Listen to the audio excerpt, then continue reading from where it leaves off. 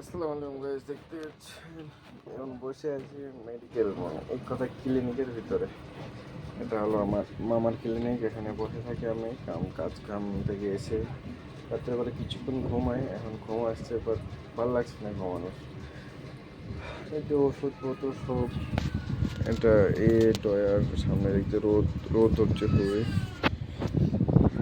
ওটা হলো রুম, ওখানে দুইটা বেড আছে, একটা সাইডে আছে। এর মধ্যে কিছু ওষুধ স্যালাইন ট্যালাইন আছে, স্যালাইন দেওয়া ছিল কিছুক্ষণ আগে একটা ছেলেকে। এটা বেড, এটার মধ্যে কিছু ওষুধ আছে। এটা দেখতে পাচ্ছেন রাস্তার দরওয়াজা, আর এটা হলো আমার ভিতর দিকে দরজা। আর এটা কুলার, ওটা ওখানে কুলার নেই, একটা ফ্যান আছে ওখানে, আপাতত এখানে বসানো যাচ্ছিল কুলারে। খাওয়ার জন্য আমি কী করবো, বসে না থেকে একটু এসে বসছি এখানে, তখন থেকে বসে থাকছি, ভালো লাগছে না, পারি না একাই। ঠিক আছে তবে।